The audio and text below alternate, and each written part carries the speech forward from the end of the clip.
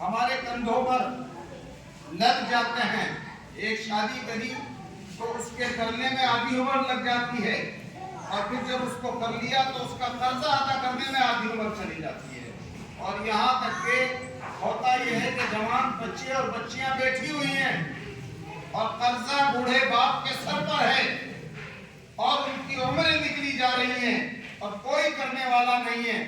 اور جب یہ بوڑھا باپ دنیا سے جاتا ہے ایک طرف اس کے اوپر قرضہ ہوتا ہے اور دوسری طرف جوان بچیاں گھر میں بیٹھی ہوئی ہوتی ہیں اور کوئی پرسان حال نہیں ہوتا.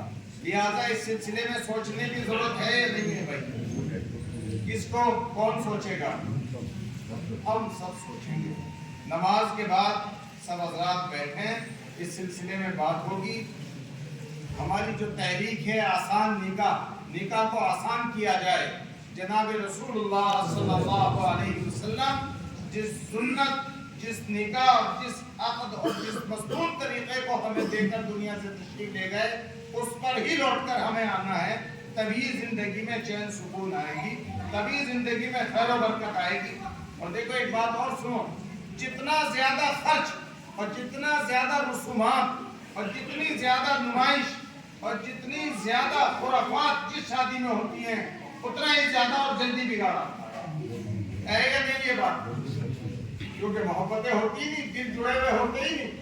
اور محبتیں ہوں گی کہاں سے جب اللہ اس کے رسول کی نافرمانی کر کے کوئی کام کیا جا رہا ہے. دل تو اللہ کے ہاتھ میں ہے, دل تو اللہ جوڑتے ہیں, محبتیں اللہ پیدا کرتے ہیں, تعلقات اللہ پیدا کرتے ہیں. ایک دوسرے کا لحاظ شرم, ایک دوسرے کے حق کی ادائیگی یہ کہاں سے ملتی ہے؟ اللہ کی طرف سے ہدایت ہوتی ہے. وہ سب ختم ہو جاتی ہے, پھر تو مقابلہ شروع ہو جاتا ہے, تجارت شروع ہو جاتی ہے. پھر تو تم کیا دو گے ہم کیا دیں گے, تم کیا لا رہے ہم کیا لائیں گے, تم نے پہلے کیا دیا تھا اب کے کیا دو گے. یہی ہو رہا ہے یا نہیں ہو رہا؟ پھر اس سے بچنے کی ضرورت ہے. لہٰذا نماز کے بعد حالانکہ سب لوگوں کو تقاضا ہوتا ہے, کسی کو دکانے کا, کسی کو دکان پہ جانے کا, کسی کو اپنے دوسرے بھائی کو دوسری مسجد میں نماز پڑھوانے کا, لیکن 10 منٹ 15 منٹ 20 منٹ اگر ہم اس کام کے لیے نکال دیں گے اور اس کا کوئی مشورہ ہو جائے گا اور کوئی چیز وجود میں آ جائے گی, کیا پتا ہمارے کہنے سننے سے کسی کی گھر کی بیٹیاں اٹھ جائیں اور اس کی پریشانی دور ہو جائے اور ماں باپ کی دقت ختم ہو جائے اور کوئی سلسلہ شروع ہو جائے.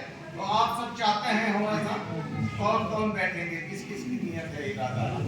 سب لوگ بیٹھنے کی کوشش کریں, بات کو سننے اور سمجھنے کی کوشش کریں, ذہن پر لینے کی کوشش کریں. کیا پتا اللہ تعالیٰ ہم جیسے کمزوروں سے ہی یہ کام دے دے اور شروعات ہو جائے. کوئی تو شروع کرے گا, کہیں سے تو شروعات ہوگی, کسی کو تو کھڑا ہونا پڑے گا.